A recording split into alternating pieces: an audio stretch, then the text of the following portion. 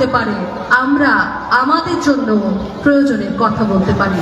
এবারে আমি অনুরোধ করব আমাদের সিনিয়র সাংবাদিক দিবাকর দেবনাথকে, আপনি দয়া করে মঞ্চে আসবেন এবং আপনার বক্তব্য রাখবেন।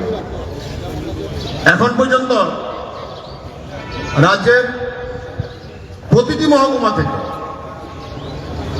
মহকুমা থেকে সাংবাদিক ভাইয়েরা বোনেরা এসছেন, এডিটররা এসছেন, সুবল দেব মহোদয় এসছেন, সঞ্জয় পাল মহোদয় এসছেন, সানিক দেব রায় মহোদয় এসছেন, আরো আসছেন সাংবাদিকরা। এত বড় জমায়েত কখনোই হয়নি। আপনারা একটু কষ্ট করবেন, রোদের মধ্যে একটু কষ্ট করবেন।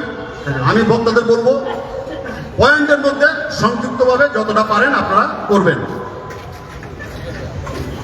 নমস্কার।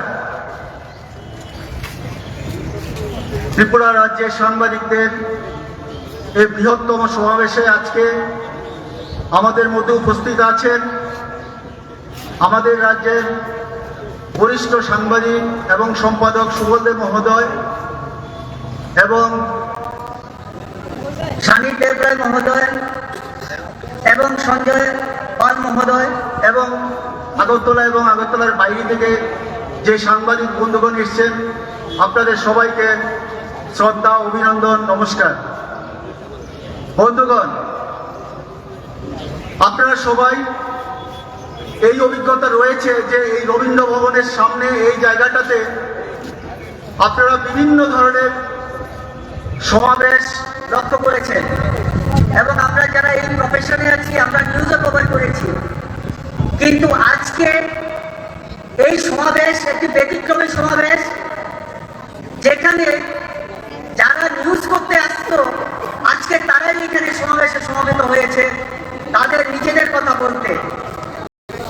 স্বাভাবিকভাবে আগরতলাবাসী এবং ত্রিপুরাবাসীর মধ্যে এই প্রশ্ন উঠবে যে যারা অন্যের খবর করার জন্য এখানে আসে আজকে তারা কেন নিজেরা রাস্তায় নেমে এসছে? এই প্রশ্নটা সবার মনে হবে। স্বাভাবিকভাবে আপনারা বুঝতে পারছেন যে একটা অনভিপ্রেত পরিস্থিতির পরিপ্রেক্ষিতে, যে পরিস্থিতিটাতে আমাদের পিঠ থেকে গেছে দেওয়ালে, সেই পরিস্থিতিতে আমাদের আজকে বাধ্য হয়ে রাস্তায় নামতে হয়েছে। আমাদের এই জায়গায় আসার কথা ছিল না। আমাদের কাজ হলো অফিসে এবং ফিল্ডে কাজ করা, বিপন্ন মানুষের সংবাদ, বিপন্ন মানুষের কথা, বিপন্ন মানুষের দুর্দশার কথা সরকারের দৃষ্টিতে নিয়ে যাওয়া, তারা যাতে একটু সুফল পায় তার জন্য কাজ করা, উন্নয়নের পক্ষে কাজ করা, গণতন্ত্র রক্ষার পক্ষে কাজ করা।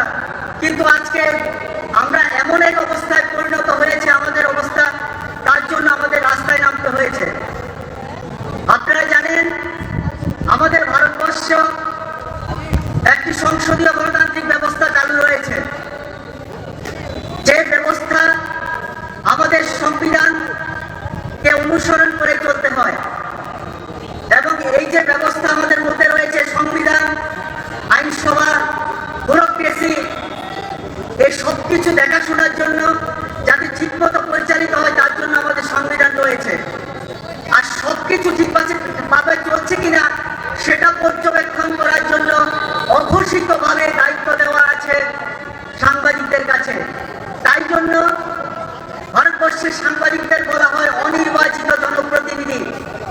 আমরা জনগণের ভোটে, সরাসরি জনগণের ভোটে নির্বাচিত হই না, কিন্তু আমরা জনগণের নির্বাচিত প্রতিনিধি হিসাবে সমস্ত বিষয়ের উপরে আইনসভা থেকে ব্যুরোক্রেসি পর্যন্ত সব জায়গাতে যার ঠিকমতো চলছে কিনা আমরা ঠিকমতো পর্যবেক্ষণ করি এবং তার গুরু দায়িত্ব আমরা পালন করি।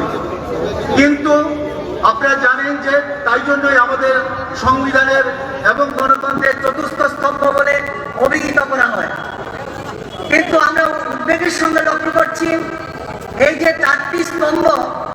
চারটি স্তম্ভের মধ্যে তিনটা স্তম্ভের স্ফীতি, উন্নতি, প্রগতি যে গতিতে হচ্ছে, চতুর্থ স্তম্ভের অগ্রগতি সে গতিতে হচ্ছে না।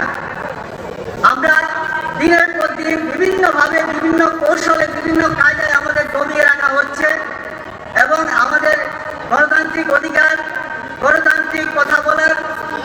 সর্বস্ব সবকিছু দামিয়ে রাখা হয়, যাতে আমরা ঠিক মতো কথা বলতে পারি না, সত্য কথা বলতে পারি না, আমরা লিখতে পারি না, আমাদের লেখার মধ্যে বিভিন্ন ধরনের বাধা সৃষ্টি করা হয়। এবং অবাক করার বিষয় হলো, যারা জনগণের ভোটে নির্বাচিত হয়ে সংসদে যান অথবা বিধানসভায় যান, আইনসভায় যান, আইন প্রণয়ন করেন, তারা নিয়মিত আমাদের উপদেশ জ্ঞান দিয়ে চলেন যে আমাদের কি করতে হবে। আর আমরা যখন সংবিধান মেনে কাজ করতে যাই, সেখানে আমাদের উপর বিভিন্ন ধরনের সমস্যা, বাধা ইত্যাদি ইত্যাদি নেমে আসে।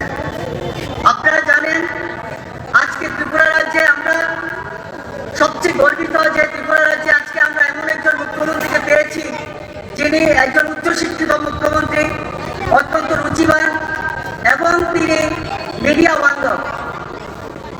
কিন্তু